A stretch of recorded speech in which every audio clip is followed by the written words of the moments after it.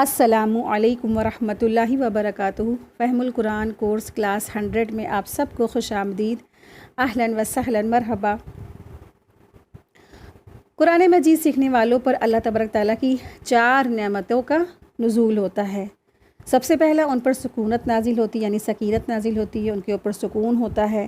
پھر دوسرا یہ اللہ تبارک تعالیٰ کی رحمت ان کو ڈھانپ لیتی ہے۔ پھر تیسرا یہ ہے فرشتے انہیں اپنے پروں سے ڈھانپ لیتے ہیں۔ چوتھا یہ ہے کہ اللہ تبارک تعالیٰ قرآن پڑھنے اور پڑھانے والوں کا ذکر اپنے فرشتوں میں، معزز فرشتوں میں ان کا ذکر کرتے ہیں، ہے نا۔ سبحان اللہ، کتنی خوبصورت بات ہے۔ تو اللہ تبارک تعالیٰ سے دعا ہے کہ اللہ تبارک تعالیٰ ہم سب کا پڑھنا، پڑھانا، سیکھنا، سکھانا قبول فرمائے اور ہم سب کے درجات کی بلندی کا باعث بن جائے۔ پڑھنا، پڑھانا، سیکھنا، سکھانا اور ہم سب کے والدین کے درجات کی بلندی کا باعث بن جائے اور ہم سب کے لیے صدقہ جاریہ بن جائے، آمین یا رب العالمین۔ نحمدہ و نصلی علی رسولہ الکریم، اما بعد، فاعوذ باللہ من الشیطان الرجیم، بسم اللہ الرحمن الرحیم، رب اشرح لی صدری ویسر لی امری واحلل عقدۃ من لسانی یفقہوا قولی، ربی زدنی علما، ربی یسر ولا تعسر وتمم بالخیر وبک نستعین، آمین یا رب العالمین۔ آج کا ہمارا لیسن ہے سورہ اعراف 160۔ آج کا ہمارا لیسن ہے بسم اللہ الرحمن الرحیم، آیت 146۔ اور اپنی آیتوں سے ان لوگوں کی نگاہیں پھیر دوں گا جو بلا وجہ زمین میں اکڑتے ہیں، خواہ وہ کوئی بھی نشانی دیکھ لے اس پر ایمان نہیں لائیں گے، اور وہ راہ ہدایت دیکھ لے تو اسے اختیار نہیں کرتے، اور اگر گمراہی کی راہ دیکھ لے تو اسے فوراً اختیار کر لیتے ہیں۔ ان کی یہ حالت اس لیے ہے کہ انہوں نے ہماری آیات کو جھٹلا دیا ہے اور ان سے بے پرواہی کرتے ہیں، یعنی آیات سے وہ بے پرواہی کرتے ہیں اللہ کی۔ دراصل وہ ایسا اس لیے کرتے تھے کیونکہ ان کے اندر تکبر تھا۔ تکبر کی وجہ سے وہ نہ اللہ پر ایمان لاتے تھے، یعنی اللہ کے ساتھ اوروں کو شریک ٹھہراتے تھے، اور اللہ تعالیٰ یعنی وحدہ لا شریک پر ایمان نہیں لاتے تھے، اور نہ ہی انبیاء کی بات کو ایکسیپٹ کرتے تھے۔ آیت دیکھیے، آیت نمبر 147۔ میں ایسے لوگوں کو اپنے احکام سے برگزشتہ ہی رکھوں گا جو دنیا میں تکبر کرتے ہیں، جس کا ان کو کوئی حق حاصل نہیں ہے، اور اگر تمام نشانیاں دیکھ لیں تب بھی وہ ان پر ایمان نہیں لائیں گے، اور اگر ہدایت کا راستہ دیکھیں تو اپنا طریقہ نہ بتائیں گے، اور اگر گمراہی کا راستہ دیکھ لیں تو اس کو اپنا طریقہ بنا لیں گے۔ یہ اس وجہ سے کہ انہوں نے ہماری آیتوں کو جھٹلایا اور وہ ان سے غافل رہے ہیں۔ تو دراصل یہ انہوں نے ایسے کام کیوں کیے تھے؟ دراصل انہوں نے تکبر کیا تھا۔ تکبر کی وجہ سے انہوں نے اپنے سامنے جب حق آ گیا اس کو بھی انہوں نے ایکسیپٹ نہیں کیا، اس کو جھٹلا دیا۔ تو آپ کو پتہ ہے کہ تکبر کی وجہ سے ایک مخلوق بھی تھی، وہ بھی اللہ تبارک تعالیٰ کی جنت سے نکال دی گئی تھی۔ وہ دراصل کون تھی؟ ابلیس تھی، ہے نا۔ ابلیس نے بھی کیا کیا؟ تکبر کیا۔ تو تکبر بہت بری بلا ہے، اس سے بچنا چاہیے، ہر انسان کو اس سے ڈرنا چاہیے، کیونکہ حدیث میں بھی آتا ہے تکبر تو یہ ہے کہ انسان حق بات کو قبول نہ کرے اور لوگوں کو حقیر سمجھے، ٹھیک ہے۔ تو یہ جو تکبر ہے اس کی ڈیفینیشن ہے۔ تکبر یہ ہوتا ہے کہ انسان کے سامنے سچ بات آ جائے، حق بات آ جائے، قرآن اور حدیث کی کوئی دلیل پیش آ جائے، تب بھی وہ اس کو ایکسیپٹ نہ کرے، اس کو مانے نہ، اور پھر دوسرا کیا ہے کہ وہ لوگوں کو کمتر سمجھے، بہت زیادہ حقارت سے، بہت جھکی ہوئی نظروں سے لوگوں کو دیکھے اور سمجھے۔ رسول اللہ صلی اللہ علیہ وسلم فرماتے ہیں کہ وہ شخص جنت میں داخل نہیں ہوگا جس کے دل میں نہ رائی کے دانے کے برابر بھی تکبر ہوگا، اور اسے چہرے کے بل کھینچ کر کے جہنم میں اوندھا ڈال دیا جائے گا۔ یہ مسند احمد کی حدیث 1759 ہے۔ تو تکبر دراصل کیا ہے؟ بہت بری بلا ہے۔ اس سے بھی پناہ مانگنے کی انسان اللہ سے دعا کرتا رہے، ٹھیک ہے۔ تو آپ دیکھیں کہ وہ شخص جنت میں داخل ہی نہیں ہوگا جس کے دل میں رائی کے دانے کے برابر بھی تکبر ہوگا، گھمنڈ ہوگا۔ تو ایک شخص نے پھر کہا کہ آپ صلی اللہ علیہ وسلم سے کہ اگر وہ شخص اس کیا بات کو پسند کرتا ہے کہ اگر اس کا کپڑا اچھا ہو، اس کی جوتی اچھی ہو، تو یہ بھی کیا گھمنڈ ہے؟ تو آپ صلی اللہ علیہ وسلم نے فرمایا اللہ تعالیٰ تو خوبصورت ہے، اللہ سبحانہ تعالیٰ تو جمیل ہے، اور وہ خوبصورتی کو پسند کرتا ہے، جمیل کو پسند کرتا ہے۔ تو گھمنڈ تو یہ ہے کہ حق کو تم ٹھکرا دو اور لوگوں کو حقیر و کمتر سمجھو۔ تو اگر آپ کو اللہ تعالیٰ نے استطاعت دیا ہے نا، مال دیا ہے، سب کچھ دیا ہے، تو انسان اپنے جو ہے پہن سکتا ہے، اوڑھ سکتا ہے، صاف ستھرا رہ سکتا ہے، اچھے اچھے کپڑے روز ڈیلی وہ لباس پہن سکتا ہے، لیکن وہ کیا کرے، پہنے اوڑھے سب کچھ کرے، لیکن لوگوں کو حقیر نہ سمجھے، حقیر نہ جانے، لوگوں کو کمتر نہ سمجھے۔ آیت دیکھیں، آیت نمبر 147۔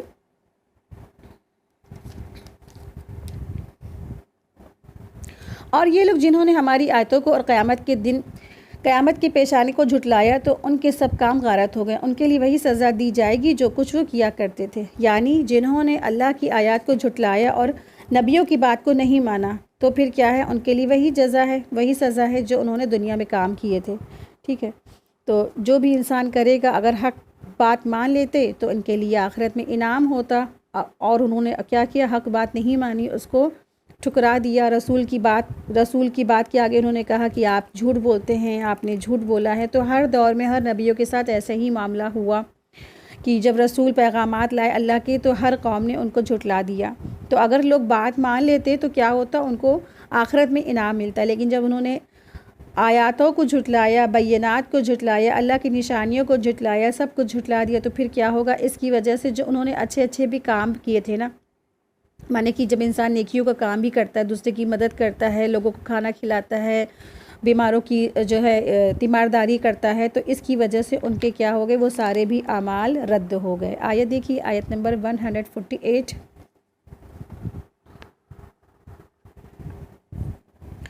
اور موسیٰ علیہ السلام کی قوم نے ان کے بعد اپنے زیورات کا ایک بچھڑا معبود بنا ڈھالا، ایک بچھڑا معبود بنایا، اور جو کہ ایک قالب تھا جس میں ایک آواز تھی۔ کیا انہوں نے یہ نہیں دیکھا کہ وہ ان سے بات نہیں کرتا تھا اور نہ ہی ان کا کوئی راہ بتلاتا تھا؟ اس کو تو انہوں نے معبود قرار دیا اور بڑی بے انصافی کا کام کیا۔ تو یہاں پر بات فرمائی جا رہی ہے اور کیا بتایا جا رہا ہے کہ کس طرح سے بنی اسرائیل گمراہ ہو گئے تھے، راہ سے ہٹ گئے تھے۔ آیت نمبر 148 سے 154 تک کی بچھڑے کی پرستش کا واقعہ یہاں سے بیان ہو رہا ہے۔ ٹھیک ہے، آیت نمبر 148 to 154 تک کی کیا ہے، بچھڑے کو انہوں نے جو معبود بنایا بنی اسرائیل نے، اس واقعے کی طرف یہاں پہ اشارہ ہے۔ تو دراصل جب حضرت موسیٰ علیہ السلام جو تھے نا، اللہ کے حکم کے مطابق جب 40 دن کے لیے کوہ طور پر چلے گئے تھے، تو شیطان نے دراصل کیا کیا، بنی اسرائیل کو شرک میں مبتلا کر دیا، شرک میں انوالو کر دیا، کیونکہ اس نے نا قسم کھائی تھی کہ اللہ ہم آپ کے بندوں کے سیدھے راستے پر بیٹھیں گے، ہم دائیں سے آئیں گے، ہم بائیں سے آئیں گے، ہم سامنے سے آئیں گے، ہم پیچھے سے آئیں گے، ہر طرف سے ان کو گمراہ کریں گے۔ تو بھی اللہ تبارک تعالیٰ نے کیا جواب دیا، ٹھیک ہے جا تو اپنا کام کر، اور جو تیری اتباع کریں گے، جو تیری پیروی کریں گے، میں تجھ کو تو جہنم میں ڈالوں گا، ساتھ میں ان سب کو بھی جہنم سے میں بھر دوں گا۔ ٹھیک ہے، تو شیطان نے پھر کیا کیا، ان کے پیچھے لگا اور ان کو شرک میں انوالو کر دیا، کیونکہ دراصل جب کوئی شرک کر لیتا ہے اس پر جنت حرام ہو جاتی ہے اور پھر جہنم اس کا ٹھکانہ ہو جاتا ہے۔ تو جب آپ دیکھیں کہ بنی اسرائیل جب جو ہے نا مصر میں غلامی کے جب دور تھا نا، جب وہ بنی اسرائیل مصر میں فرعونیوں کے غلام بنے تھے، وہ دراصل ان کے آس پاس کیا تھا، فرعون لوگ کیا کرتے تھے، بت پرستش کرتے تھے، سورج کو اپنا دیوتا مانتے تھے اور فرعون کو اس کی اولاد سمجھتے تھے نا، تو غیر اللہ کی عبادت وہ دیکھتے تھے، شرکی اعمال بھی وہ دیکھتے تھے، اس کو سب ان کا اثر پڑا، ماحول کا اثر پڑا، تو ماحول کا اثر بہت ہوتا ہے، تو وہ سمجھتے تھے کہ ہمیں بھی کوئی ایسا بت مل جائے یا جو ہے نا وہ ہم اس کی عبادت کرے۔ اسی لیے جب وہ فرعون سے نجات پانے کے بعد جب جو ہے نا لوٹ رہے تھے، راستے میں ان کو ایک ایسی قوم ملی کہ وہ بت پرستش کر رہی تھی، تو انہوں نے کہا اے موسیٰ ہمارے لیے بھی ایک ایسا بت بنا دی جس کی ہم عبادت کریں، ہے نا۔ تو اس سے کیا پتہ چلتا ہے کہ ماحول کا اثر انسان کی زندگی پہ بہت اثر پڑتا ہے۔ جیسے ہم سب انڈینس کے اوپر پڑا ہے نا، کیا اثر پڑا ہمارے اوپر، 200 سال تقریباً انگریزوں نے راج جو رچا، تو آج ہر شخص کیا کرتا ہے، سب سے پہلا وہ اس کو پسند ہے کہ ہمارا بچہ انگریز ہو، ہمارا بچہ انگریزی جو ہے ایٹیکیٹ سیکھے اور انگریزی ہی بولنا سیکھے، سب کچھ انگلش میں ہی سب کچھ فارورڈ ہو، انگلش اسکول میں ہی سب سے پہلے بچوں کو ہم ایڈمیشن دلا دیتے، کانوینٹ میں ہی ان کو بھیجتے ہیں، انگلش میں اس کو ہر چیز آنی چاہیے۔ چلے ٹھیک ہے، ایجوکیشن کی تو کوئی بات ہی نہیں، لیکن جب کسی کا کلچر اپناتا ہے تو پھر کیا ہے، پھر دھیرے دھیرے انہی کے تہوار، انہی کی شرک اور ان کی شرکیہ باتوں میں انسان رنگ جاتا ہے۔ ٹھیک اسی طریقے سے جیسے یہ بنی اسرائیل کے معاملہ ہوا، تو پھر کیا ہوا، تب جب جو موسیٰ علیہ السلام کوہ طور پر جو ہے چلے گئے، پھر شیطان ان کو بہکانے لگا۔ کن کو؟ بنی اسرائیل کو۔ حالانکہ موسیٰ علیہ السلام نے جانے سے پہلے اپنے بھائی کو ان کے بیچ میں چھوڑ دیا تھا، ان کی جو ہے نا اصلاح کراتے رہنے کے لیے، لیکن جب شیطان کسی کے پیچھے لگ جاتا ہے تو پھر اس کو کوئی حق بات سمجھ میں نہیں آتی ہے۔ اور شیطان نے کیا کیا، انہی میں کا ایک شخص تھا جو سامری جس کا نام تھا، ٹھیک ہے، بنی اسرائیل میں ہی ایک شخص تھا جس کا نام سامری تھا، اس نے جو ہے سونے کے زیورات سے ایک بچڑا بنا دیا۔ اب یہ زیورات کہاں سے آئے، کیونکہ کافی سالوں سے تو بنی اسرائیل تو غلام تھی، تو کہا جاتا ہے، مفسرین لکھتے ہیں کہ یہ جو زیورات جن کا انہوں نے بچڑا بنایا تھا یہ فرعونیوں کے تھے، فرعونی جو ہے اس کے مالک تھے، لیکن جب فرعونی غرق ہو گئے تو زیورات کے یہ سب مالک کون بن گئے، بنی اسرائیل بن گئے، تو بنی اسرائیل اس کے مالک بن گئے۔ تو بنی اسرائیل کو سمجھا کر سامری نے کیا کیا کہ یہ جو زیورات ہیں نا، تو ان کے پاس جب آ گئے تو سامری نے ان سے دھوکے سے وہ سارے جو ہے زیورات لے کے کہا کہ دیکھو یہ جو سارے زیورات لے لیے، اور پھر اس نے کیا کیا، اس کا سونے کا معبود بنایا، سونے کا ایک بچڑا بنا دیا، مطلب کہ سونے کو میلٹ کیا، آگ میں ڈالا، اور پھر آگ سے اس نے کوئی منتر وغیرہ پڑھے۔ ظاہر سی بات ہے جب شیطان پیچھے لگتا ہے تو شیطان جو ہے چیزیں بھی دکھاتا ہے نا، تو اس نے سامری شخص کو سامنے کھڑا کیا شیطان نے، اور سامری نے ان لوگوں کے بیچ میں جو تھا تو اس نے ان لوگوں کو بہکایا اور کہا کہ دیکھو نا یہ ہمارا معبود ہے۔ اس نے سارا جو سونا تھا، سارا بنی اسرائیل سے سونا لے کر کے آگ میں ڈالا، اور پھر آگ میں سے ایک سونے کا بچڑا تیار ہو کے باہر نکل آیا، اور پھر اس نے کہا بنی اسرائیل سے کہ دیکھو یہ ہمارا معبود ہے، اس نے ہی ہمیں فرعون سے نجات دلائی ہے، ٹھیک ہے۔ اس طریقے سے اس طریقے سے اس نے لوگوں کو گمراہ کر دیا، بنی اسرائیل کو گمراہ کر دیا، اور سارے بنی اسرائیل نے اس کی بات بھی مان لی، اور سب ہی کیا کرنے لگے، اس بچڑے کی عبادت کرنے لگے، ہے نا۔ کتنی مطلب سرکشی کی بات، آپ دیکھیں کتنی بڑی حد سے تجاوز کی بات ہے۔ آنکھوں سے معجزات دے کے جو رسول تھے، جو رسول ان کے بیچ موجود تھے، ان کے بینات معجزات دیکھے، بڑی بڑی نشانیاں دیکھی، سمندر کا غرق ہونا دیکھا، سمندر کا پھٹنا دیکھا، موسیٰ علیہ السلام کا عصا یدہ بیدہ دیکھا، طوفان، ٹڈی دل ہیں، اتنے بڑے بڑے عذابات دیکھنے کے بعد بھی نا کتنی آسانی سے وہ بھٹک گئے۔ چھوٹا سا خالی معمولی سا ان کے بیچ ایک آدمی نے کام کیا کہ دیکھو یہی ہے نا تمہارا رب ہے، اسی نے تمہیں فرعون سے نجات دلائی، اسی نے تمہیں جو ہے نا سمندر سے باہر نکالا، بس بہکا دیا ایک شخص کے کہنے سے، سامری کے نام کے جو شخص تھا اس کے کہنے کی وجہ سے، اور یہ سب کیا کرنے لگے، اس کی جو ہے جو بچڑا تھا اس کی عبادت یہ کرنے لگے۔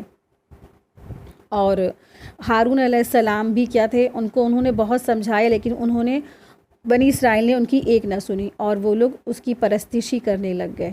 لاکھ سمجھانے کے باوجود ہارون علیہ السلام کے، تب بھی وہ بچڑے کی عبادت کرتے رہے۔ آیت دیکھیں، آیت نمبر ہے 149۔ اور جب نادم ہوئے اور ان کو معلوم ہوا کہ واقعی وہ لوگ گمراہی میں پڑ گئے تھے، تو کہنے لگے کہ اگر ہمارے رب نے ہم پر رحم نہ کیا تو اور ہمارا گناہ معاف نہ کیا تو ہم بالکل جو ہے گئے گزرے ہو جائیں گے۔ تو دراصل موسیٰ علیہ السلام موسیٰ علیہ السلام نے ان کو تنبیہ کی، ان کو ڈانٹا، ان کو ڈانٹ لگائی، تب وہ واقعی میں ان کو ندامت ہوئی اور انہوں نے معافی مانگی، اور انہوں نے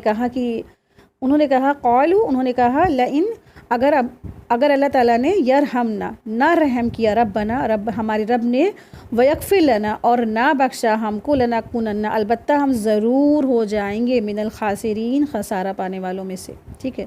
تو موسیٰ علیہ السلام کی کوشش کے بعد جب بنی اسرائیل کو اپنی گمراہی کا جب احساس ہوا نا اور اپنی غلطی پہ وہ شرمندہ ہوئے تو انہوں نے اللہ تبارک تعالیٰ سے رحمت اور مغفرت کی دعا کی اور معافی بھی مانگی. آیت دیکھیے آیت نمبر 150.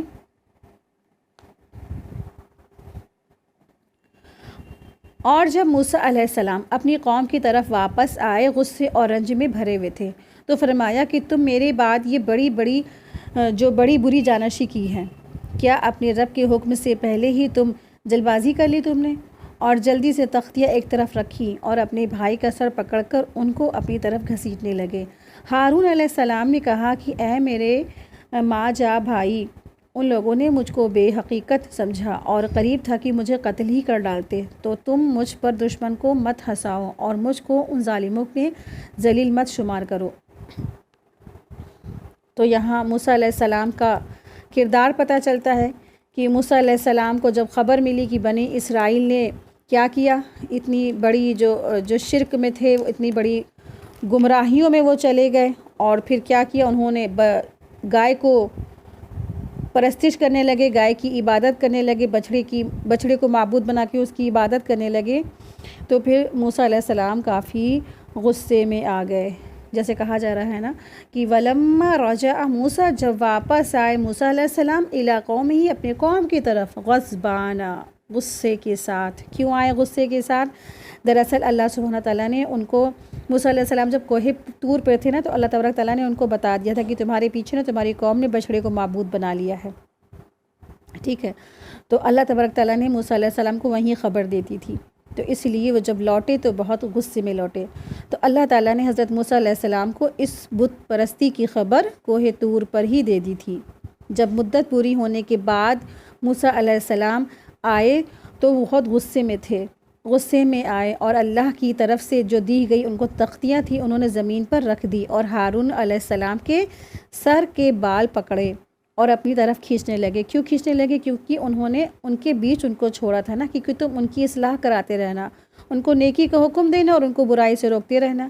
لیکن جب برائی اور بہت زیادہ بڑھ گئی تو ان کو واقعی میں غصہ آیا اپنے بھائی کے اوپر. تو اس لیے وہ اپنے بھائی کی خبر لینے لگے اور پوچھنے لگے کہ آپ کے رہتے ہوئے، یعنی آپ جو لیڈر تھے، ہم آپ کو یہاں پہ لیڈر بنا کے گئے تھے نا ان کے لیے، تو آپ نے کیوں نہیں ان کو روکا بت پرستش سے اور ایسے برے کام سے؟ آپ کے رہتے ہوئے ایسا کیسے ہو گیا؟ تو ان کے بھائی نے کہا، اپنی مجبوری بتائی کہ ان کی تمام کوششوں کے باوجود دراصل بنی اسرائیل کے جو لوگ تھے وہ شرک پر ہی جمے رہے، بلکہ قریب تھا کہ وہ جو ہے ان کو قتل ہی کر ڈالتے، یعنی ہارون علیہ السلام کو وہ لوگ مار ہی دیتے ہیں نا. جب انسان بت پرستش میں ایک دم جو ہے اس کی آنکھوں پہ پٹی بن جاتی ہے، جہالت اور گمراہی کی پٹی بن جاتی ہے، تو اسے حق سمجھ میں نہیں آتا اور سوچنے سمجھنے کی جو توفیق بھی اس کو نہیں رہتی ہے. اور ان کو یہ بھی نہیں معلوم چلا، یہ بھی ان کو حقیقت سے پردہ پڑ گیا کہ ان کو عقل بھی نہیں ان کے کام کر رہی تھی کہ یہ جو بچھڑا ہے اس کو انہوں نے اپنے ہاتھوں سے بنایا، اپنے ہی سونے سے بنایا اس کو، اور اس کے باوجود وہ اس کی عبادت کرنے لگ گئے. تو واقعی میں بنی اسرائیل کی آنکھوں پہ جہالت گمراہی کی پٹی بن گئی تھی اور وہ یہ سوچ ہی نہیں پائے اور نہ ان کو اس کی سوچنے کی توفیق ہوئی کہ یہ بچھڑا نہیں ہے، یہ ان کا معبود نہیں، یہ بچھڑا ہے اور ان کے جو ہے معبود نہیں ہے ان کا جس کی وہ عبادت کرے. کسی نے گمراہ کر دیا تو وہ گمراہی میں چل پڑے، بس کسی نے غلط انفارمیشن دے دی بس اسی کے پیچھے چل پڑے کہ دیکھو یہ تمہارا معبود ہے نا. ایک سامری نام کے شخص نے کو گمراہ کیا، پوری اتنی بڑی قوم، کئی لاکھ لوگ گمراہ ہو گئے. تو خیر سے محروم رہ گئے، ہدایت سے محروم ہو کے وہ کیا کرنے لگے؟ شرک میں مبتلا ہو گئے. تو جب موسیٰ علیہ السلام کو خبر ملی تو واقعی میں تو غصے والی بات تھی نا، تو انہوں نے بہت غصہ آیا اور بہت غصہ کیا اور پھر انہوں نے کہا کہ اپنے بھائی کی بھی خبر لی کہ تم نے ایسا کیوں کیا، کیوں نہیں تم نے ان کو حکم دیا نیکی کا. تو بھائی نے بتایا کہ واقعی میں اگر ہم ان کو زیادہ پریشر ڈالتے، زیادہ حکم دیتے تو یہ قریب تھا ہم کو مار ہی ڈالتے. تب موسیٰ علیہ السلام دراصل کیا کہنے لگے کہ تب پھر موسیٰ علیہ السلام نے جو ہے نا اللہ سے اپنے لیے اور اپنے بھائی کے لیے معافی مانگی. آپ دیکھیں آیت نمبر 151. موسیٰ علیہ السلام نے کہا اے میرے رب میری خطا معاف فرما اور میرے بھائی کی بھی اور ہم دونوں کو اپنی رحمت میں داخل فرما، تو سب سے زیادہ رحم کرنے والوں میں سب سے زیادہ رحم کرنے والا ہے۔ ارحم الراحمین الفاظ آیا ہے، بہت خوبصورت الفاظ ہے، اللہ کا صفاتی نام ہے۔ اور جب کہتے ہیں مفسرین کہتے ہیں کہ جب ارحم الراحمین کر کے آپ دعا کریں گے نا تو دعائیں انشاءاللہ ضرور قبول ہوتی ہیں، ٹھیک ہے۔ وَأَنْتَ أَرْحَمُ الراحمین، پوری دنیا میں سب سے زیادہ اللہ آپ ہم پر رحم کرنے والے ہیں، آپ سے بڑھ کر ہم پر کوئی رحم نازل نہیں کرنے والا ہے، سب سے زیادہ جو رحمت ہے وہ آپ ہی کی طرف سے ہے۔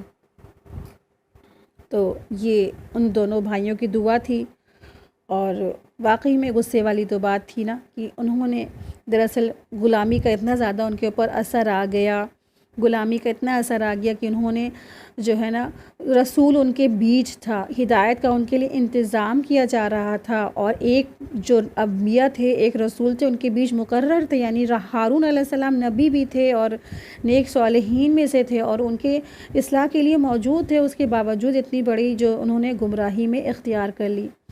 تو جو قومیں ہوتی ہیں وہ جو ہے جب دوسروں کی مشابہت اختیار کرتی ہیں نا تو پھر کیا ہوتا ہے، تو پھر انجام بھی پھر کیا ہوتا ہے، خسارہ ہی ہوتا ہے۔ جب قومیں غیر لوگوں کے جو ہے طریقے اور طور اختیار کر لیتے تو پھر سوائے گمراہی کے کچھ بھی نہیں اختیار ان کے ہاتھ آتا ہے۔ آپ دیکھیں کہ آج مسلمانوں نے نا اپنا اسلام کا دائرہ چھوڑا، اپنا اسلام چھوڑا، اپنی شریعتیں چھوڑی، اپنا پیارا دین چھوڑ کر کے پھر آج وہ کن کی طرف جا رہے ہیں، کس کی طرف جا رہے ہیں، جیسے لگتا ہے چاروں طرف آپ نظر اٹھا کے دیکھیں تو ہر کوئی گمراہ ہے، سارے مسلمان، کوئی مسلمان آج کا مسلمان جسے مسلمان اپنے آپ کو وہ کہتے ہیں، وہ مسلمان حقیقت میں وہ ہے ہی نہیں، کیونکہ سارے جرائم آج ان کے اندر موجود ہیں۔ آپ دیکھیں کہ آج کا مسلمان کیا کرتا ہے، برتھ ڈے مناتا ہے، برتھ ڈے سیلیبریٹ کرتا ہے، اور جو ہے ویلنٹائن سیلیبریٹ کرتا ہے، ناجائز تعلقات میں انوالو ہوتے ہیں، ہے نا، چھپی دوستیاں کرتے ہیں،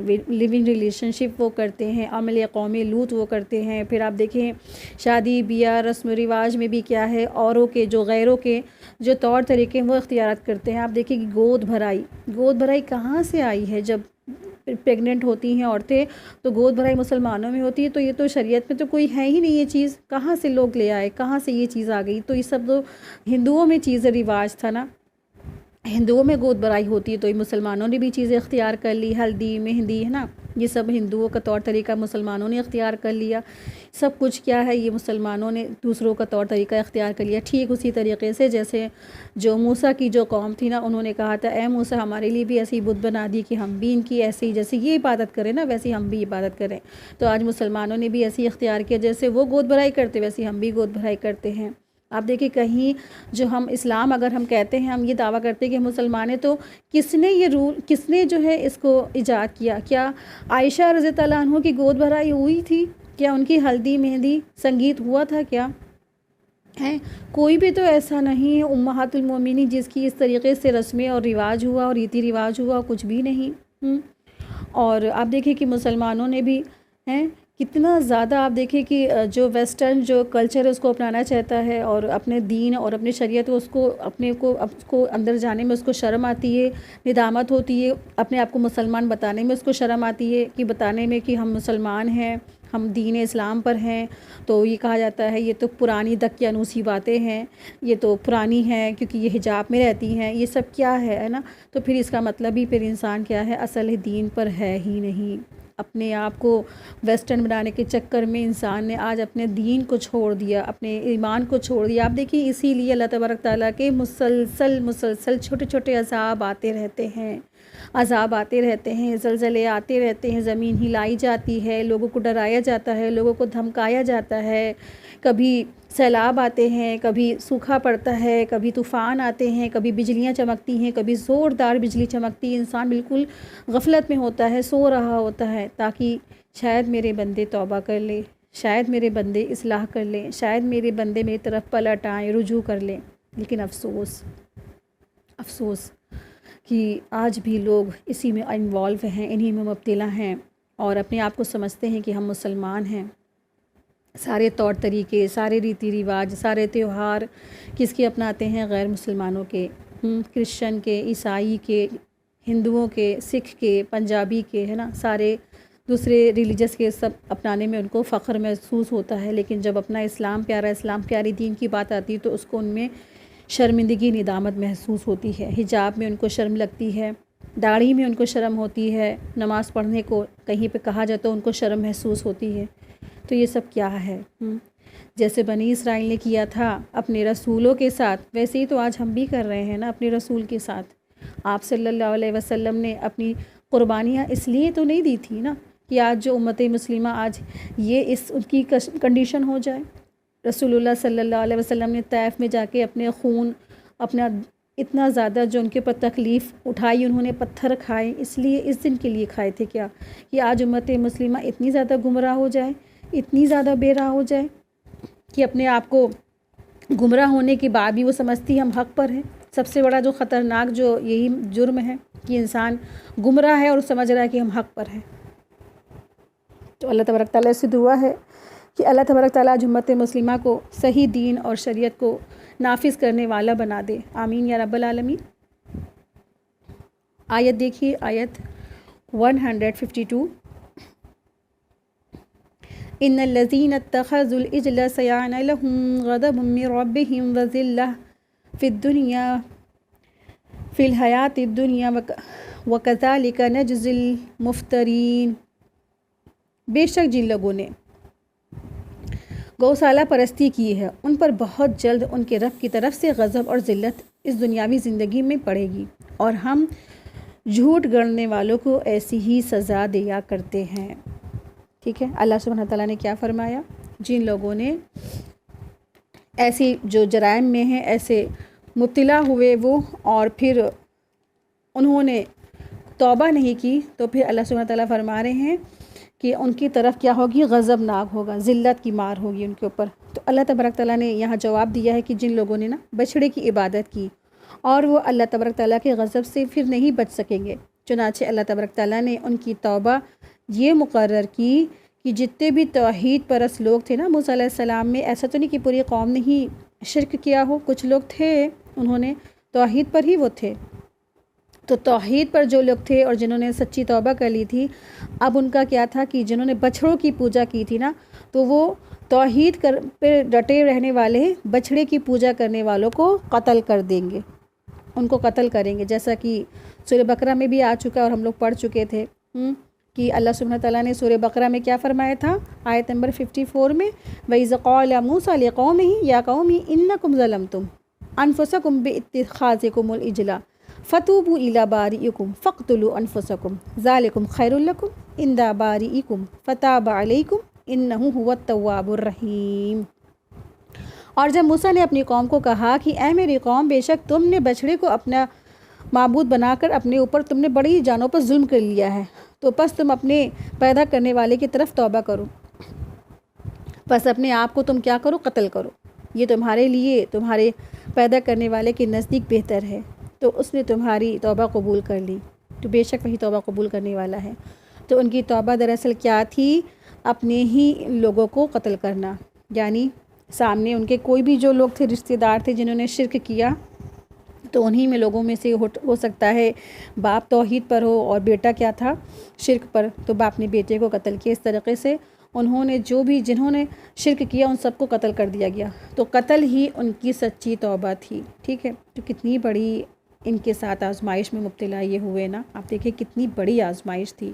آج ہم سمجھتے ہیں ہم سے کچھ بھی جرائم ہوا، کچھ بھی ہم نے کیا ہو، جو امت مسلمہ سمجھتی ہے کہ ہم اللہ سے توبہ کر لیں گے، اللہ ہمیں معاف کر دے گا، گال پہ 2 ہاتھ ادھر لگا لیے 2 ہاتھ ادھر لگا لیے، اللہ توبہ کر لیے، بس اللہ ہم کو معاف فرما دے گا نا۔ آپ دیکھیں ان کی توبہ کتنی زبردست تھی، ہے نا۔ جب تک انسان اللہ کے آگے عاجزی اختیار نہیں کرتا، اللہ تبارک تعالیٰ کے آگے رو کے اپنے گناہوں کی معافی نہیں مانگتا اور ہمیشہ اس پہ نادم نہیں رہتا، تو اللہ عالم کہ اللہ اس کو معاف کرے گا بھی کہ نہیں معاف کرے گا۔ لیکن اللہ تبارک تعالیٰ نے وعدہ کیا ہے کہ تم نا میری رحمت سے کبھی نا امید مت ہونا، کہ ہم تم کو ضرور معاف فرما دیں گے۔ تو اللہ سے امید رکھے کہ اللہ معاف فرما دے گا۔ لیکن آپ دیکھیں کہ ان کی توبہ کتنی زبردست تھی کہ جب تک ان کو معاف نہیں کیا جائے گا تب تک ہی اپنے ہی لوگوں کو وہ قتل نہیں کر دیں گے، ہے نا۔ کتنی بڑی ان کی آزمائش تھی۔ आयत 153। और जिन लोगों ने गुनाह के काम किए फिर वो उनके बाद तौबा कर ले और ईमान ले आए तो तुम्हारा रब उस तौबा के बाद गुनाह माफ़ कर देने वाला और रहमत करने वाला है। आयत 154। और जब मूसा अलैहिस्सलाम का गुस्सा कम हो गया तो उन्होंने तख्तियों को उठा लिया और उनके मज़ामीन में उन लोगों के लिए जो अपने रब किससे डरते थे हिदायत और रहमत थी। तो हज़रत मूसा अलैहिस्सलाम का जब गुस्सा ख़त्म हुआ तो उन्होंने ख़याल आया कि जो है ना कि जो तख्तियाँ हैं उन्होंने उसको उठा ली, ज़मीन से उठा ली, जो उन्होंने पहले रख दी थी जिसे आयत में पढ़ा। तो उन्होंने फ़ौरन उन तख्तियों को उठा लिया क्योंकि दरअसल वो अल्लाह से डरने वालों के लिए उसमें अल्लाह तबारक ताला की तरफ से हिदायत थी और रहमत थी। आयत 155।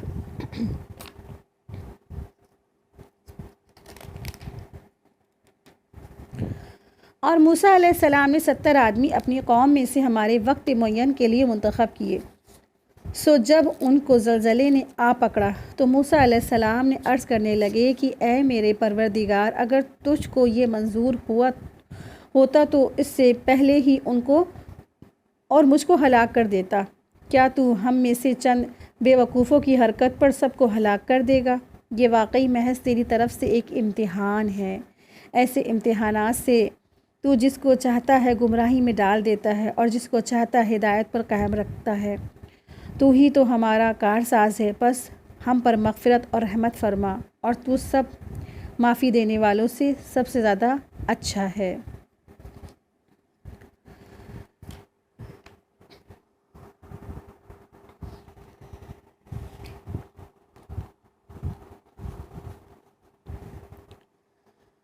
अल्लाह ताला ने हज़रत मूसा अलैहिस्सलाम को हुक्म दिया कि बनी इसराइल के 70 आदमियों को क्या करें, मुंतखब कर ले, सिलेक्ट कर ले और उनको लेकर कोहे तूर पर जाएं।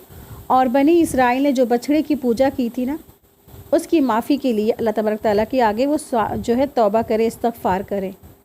जब वो लोग मुकर्रर हो गए, जगह पर पहुंच गए तो उन सब पर अचानक से सख्त क्या हो गया, ज़लज़ला आ गया। दरअसल इसके बीच का वाक़या ये था कि उन्होंने क्या किया, जब वहाँ वो पहुँचे और मूसा अलैहिस्सलाम ने उन्होंने डिमांड किया था कि ए मूसा, जब तक हम ईमान नहीं लाएंगे तुझ पर, जब तक कि हम अल्लाह को सामने ना देख लें, है ना, इतना बड़ा उन्होंने मुतालबा करा था। तो इसकी वजह से अल्लाह तबारक ताला ने उनके ऊपर ज़लज़ला और बिजली उनके ऊपर आ गिरी, तो वो सब के सब हलाक हो गए। तो हज़रत मूसा अलैहिस्सलाम ने रो रो करके दुआ की कि ए अल्लाह, अगर तू चाहे तो पहले भी इनको हलाक कर सकता था। ये हमारे नादानों में से जो कुछ भी हुआ तो हम सबको पहले ही हलाक कर देता ना। ये तो हमारी तरफ से एक आज़माइश है, ये तो हमारी क्या है, एक तेरी तरफ से आज़माइश है जिसे तूने हम पर डाली हुई है। आप देखिए कि मूसा अलैहिस्सलाम क्या थे, उनके कफ़ील थे, उनके बीच के लीडर थे। और जब किसी के साथ कोई जाता है ना तो वो उनके साथ गए हुए थे। 70 आदमी जो लोग गए थे तो वो उनके साथ में जब गए तो उनकी ज़िम्मेदारी उनके ऊपर थी। पीछे उनकी कौम क्या कहती, मूसा अलैहिस्सलाम के साथ 70 आदमी जो हमारे गए वो वहीं ख़त्म कर दिए गए, तो सब लोग उन्हीं के ऊपर क्या करते, ब्लेम करते कि मूसा अलैहिस्सलाम ने ही शायद इनको ख़त्म कर दिया है। तो मूसा अलैहिस्सलाम को इसी वजह से और ज़्यादा निदामत और जो है गम हुआ। तो इसीलिए मूसा अलैहिस्सलाम ने कहा, अल्लाह ताला अगर आपको ख़त्म करना होता, हलाक करना होता तो आप हमको पहले ही हम सबको हलाक कर देते, ख़त्म कर देते। अगर आपने हमें माफ़ नहीं किया तो हम क्या है, दरअसल गुमराह पाने वाले हैं। तो हकीकत में गुमराही और हिदायत तो सिर्फ़ और सिर्फ आप ही के इख्तियारात में है। तो जब मूसा अलैहिस्सलाम ने बहुत दुआ की तो अल्लाह तबारक ताला ने उन्हें ज़िंदा कर दिया, क्योंकि वो 70 आदमी जो थे उनके जो अमीन थे वो मूसा अलैहिस्सलाम थे, उन्हीं की अमानत में थे। अगर वो ज़िंदा ना लौटते तो उनकी जो कौम थी वो बहुत ज़्यादा और सरकश हो जाती। और मूसा अलैहिस्सलाम की दुआ से फिर दोबारा ये सब के सब क्या हो गए, ज़िंदा हो गए। तो यहाँ आयत नंबर 55 to 56 में हज़रत मूसा अलैहिस्सलाम की ईमान अफरोज़ दुआ है।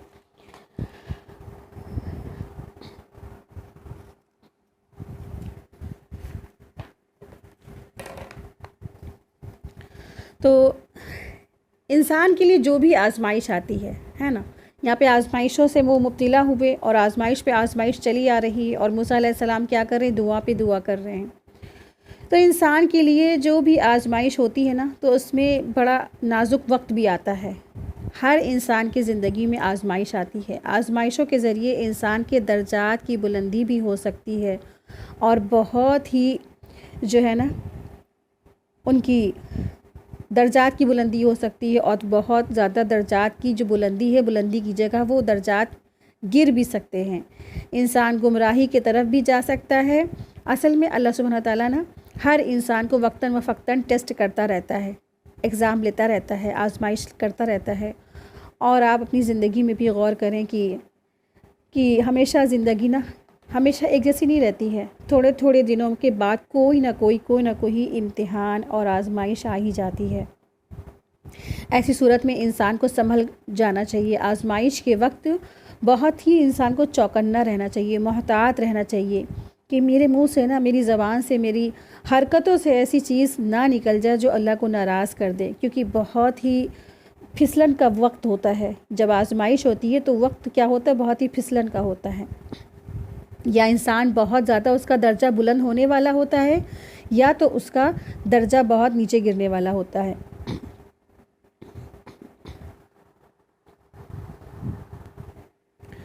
یعنی ایک آزمائش کے بعد اور پھر کیا دوسری آزمائش، تو انسان کو سالوں نیکیوں کے جو مقابلے میں زیادہ بڑا درجہ دینے کا سبب بھی بن جاتی ہیں.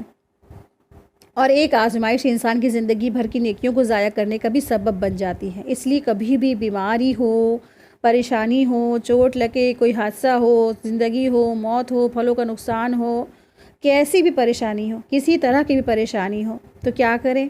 اللہ کے فیصلے میں انسان راضی رہے، رضیت باللہ، ٹھیک ہے، اور اللہ کا شکر ادا کرتے رہیں، اللہ کا شکر ادا کرتے رہیں. کوئی شکوہ نہیں، کوئی شکایت نہیں، اللہ کا شکر ادا کرتا رہے. اور سب کے در پہ جا کے کہنے سے اچھا ہے کہ اللہ ہی سے ہی کہے، اللہ ہی سے دعا کرے، اللہ ہی سے مدد مانگے. تو کیا ہوگا؟ انشاءاللہ وہ آزمائش کی وجہ سے انسان کے درجات کی بلندی ہو جائے گی. ٹھیک ہے، آیت دیکھیے، آیت 156.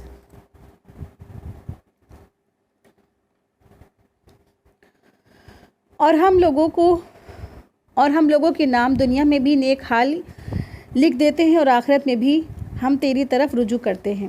اللہ تبارک تعالیٰ نے فرمایا، میں اپنا عذاب اسی پر واقع کرتا ہوں جس پر چاہتا ہوں اور میری رحمت تمام اشیاء پر محیط ہے. تو وہ رحمت ان لوگوں کے نام ضرور لکھوں گا جو اللہ سے ڈریں گے اور زکوٰۃ دیتے رہتے ہیں اور جو ہماری آیتوں پر ایمان لاتے ہیں. پہلے حضرت موسیٰ علیہ السلام نے بنی اسرائیل کے گناہوں کی معافی مانگی، پھر اس کے بعد دنیا اور آخرت کی ہر بھلائی مانگی. تو اللہ تبارک تعالیٰ نے ان کی دعا کا جواب یہ دیا کہ میں گناہ گاروں میں سے جس سے چاہتا ہوں عذاب دیتا ہوں اور اس کی حکمت کو میرے علاوہ کوئی بھی نہیں جانتا ہے، اور اس کی بنیاد عدل اور انصاف پر ہوتی ہے، اور جسے میں چاہتا ہوں معاف کر دیتا ہوں. لیکن میری رحمت تو ہر نیک اور بد اور تمام مخلوقات کے لیے عام ہے. یعنی اللہ تعالیٰ کے نزدیک اصل چیز کیا ہے؟ عذاب نہیں، غضب نہیں، بلکہ کیا ہے؟ رحمت ہے، اللہ کی رحمت ہے. ابو داؤد میں روایت ہے کہ اللہ تبارک تعالیٰ کی رحمت کے 100 حصے ہیں. ٹھیک ہے، اور اس میں سے صرف اور صرف ایک حصہ رحمت کے ذریعے اس کی تمام مخلوق آپس میں ایک دوسرے پر رحم کرتی ہے. وحشی جانور اپنے بچوں کی دیکھ بھال کرتے ہیں اور 99 حصہ رحمت قیامت کے دن کے لیے چھوڑ دیے گئے ہیں. ٹھیک ہے، یعنی اللہ سبحانہ تعالیٰ نے اپنے رحمت کے 100 حصے کیے، ایک حصہ دنیا میں دے دیا اور باقی کے 99 حصے اللہ سبحانہ تعالیٰ نے قیامت کے دن کے لیے چھوڑ دیے ہیں. تو دنیا میں اللہ تبارک تعالیٰ کی رحمت ہر چیز کے لیے آج عام ہے. کافر، مشرکین، منافقین سب اللہ کی رحمت سے فائدہ اٹھا رہے ہیں. لیکن قیامت کے دن خاص یہ جو رحمت ہوگی مومنین کے لیے ہوگی. دنیا میں اللہ تبارک تعالیٰ کی رحمت ہر چیز کے لیے عام ہے. اسی رحمت کی وجہ سے دنیا میں ہر جاندار کو روزی ملتی ہے. دنیاوی نعمتوں میں ہر نیک اور بد شریک ہے. یعنی کہ دنیا میں جو ہر نعمتیں مل رہی ہیں اس میں ہر نالائق اور فرمانبردار سب کو نعمتیں مل رہی ہیں.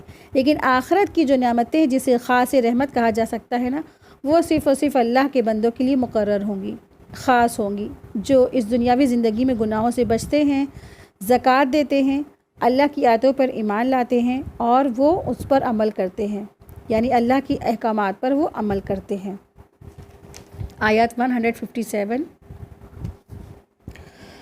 جو لوگ ایسے رسول امی کا اتباع کرتے ہیں جن کو وہ لوگ اپنے پاس تورات اور انجیل میں لکھا ہوا پاتے ہیں، اور وہ ان کو نیک باتوں کا حکم فرماتے ہیں اور بری باتوں سے منع کرتے ہیں، اور پاکیزہ چیزوں کو حلال بتاتے ہیں اور گندی چیزوں سے ان پر حرام فرماتے ہیں، اور ان لوگوں پر جو بوجھ اور توق تھے ان کو وہ دور کرتے ہیں۔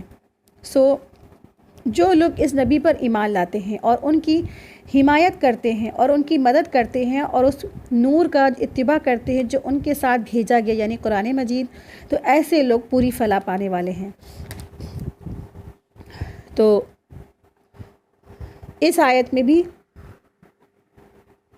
دراصل بنی اسرائیل کو مخاطب بنایا گیا ہے جو نبی کریم صلی اللہ علیہ وسلم کے زمانے میں موجود تھے، اور قیامت کے دن اللہ تبارک تعالیٰ کی رحمت خاصہ کو پانے کے لیے جو شرائط موسیٰ علیہ السلام کے زمانے میں تھی نا، وہی اب بھی ہیں، لیکن ان تمام شرائط کی بنیادی شرط کیا ہے کہ وہ نبی کریم صلی اللہ علیہ وسلم پر ایمان لے آئیں، ان کی اتباع کرے، ان کو فالو کرے۔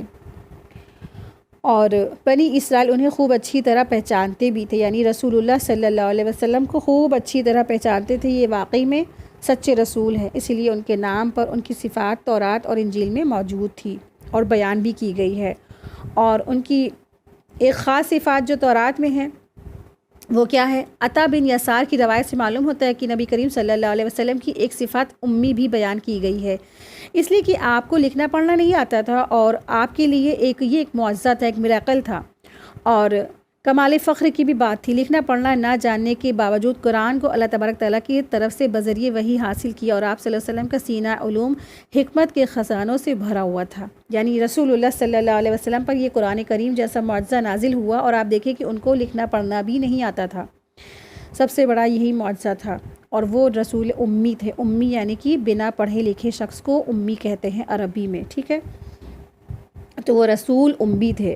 یہ امی لفظ جو ہے ان کے تورات اور انجیل میں بھی منشن تھا، لکھا ہوا تھا کہ ان کی ایک صفات یہ ہوگی رسول آخری آخری رسول کی، کہ وہ کیا ہوں گے؟ وہ امی ہوں گے، ان کی ایک صفات تھی، ایک کوالٹیز بتائی گئی تھی، لیکن وہ جاننے کے بعد، ماننے کے باوجود خلم خلا انہوں نے انکار کیا۔ بنی اسرائیل نے رسول اللہ صلی اللہ علیہ وسلم کا انکار کیا، ان کی نبوت پر ایمان نہیں لائے، ان کی رسالت کو نہیں مانا۔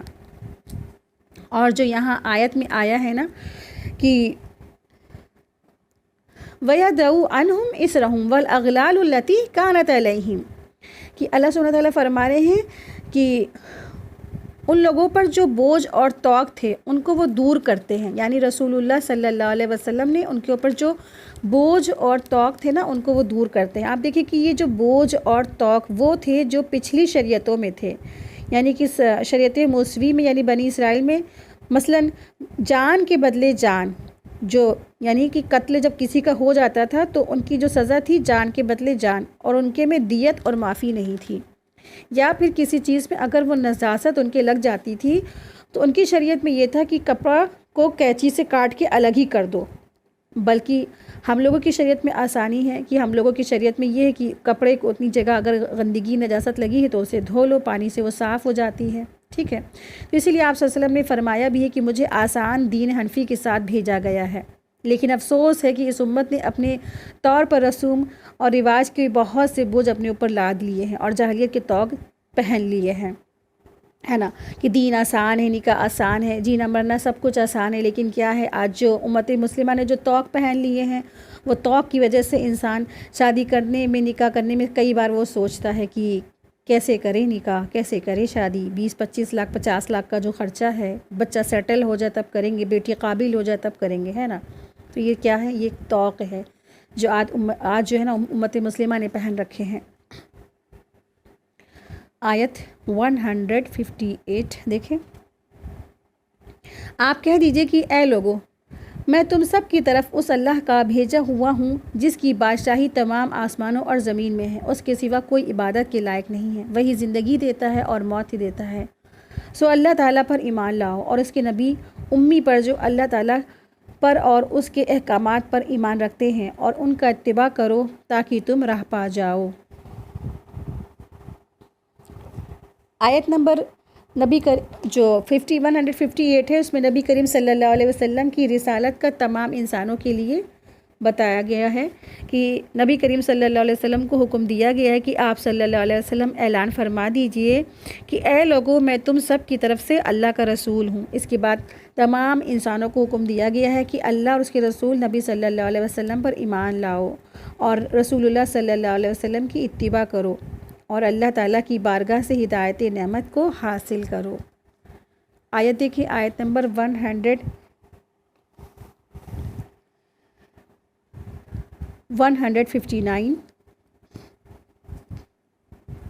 اور قوم موسیٰ میں سے ایک جماعت ایسی بھی ہے جو حق کے مطابق ہدایت کرتی ہے اور اسی کے مطابق انصاف بھی کرتی ہے۔ آیت نمبر 160۔ اور ہم نے ان کو 12 خاندانوں میں تقسیم کر کے سب کی الگ الگ جماعت مقرر کر دی، اور ہم نے موسیٰ علیہ السلام کو حکم دیا کہ ان کی قوم نے ان سے پانی مانگا کہ اپنی عصا کو فلا فلا پتھر پہ مارو، واپس فوراً اس سے 12 چشمے پھوٹ نکلے۔ ہر شخص نے اپنی پانی پینے کے مقام کو معلوم کر لیا، اور ہم نے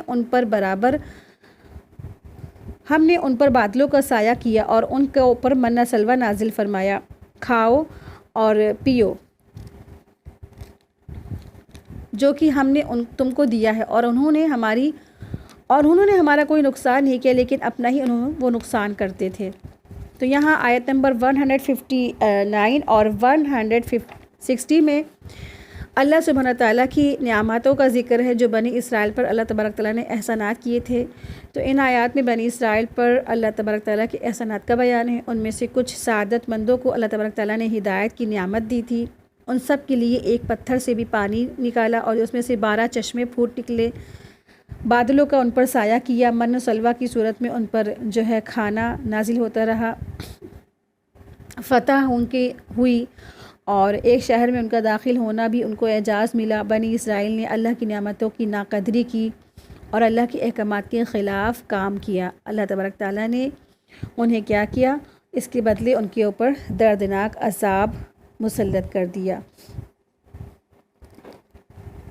وآخر دعوانا ان الحمد للہ رب العالمین، سبحانک اللہم و بحمدک، اشہد ان لا الہ الا انت، استغفرک و اتوب الیک۔ السلام علیکم ورحمۃ اللہ وبرکاتہ۔ جزاکم اللہ خیرا کثیرا۔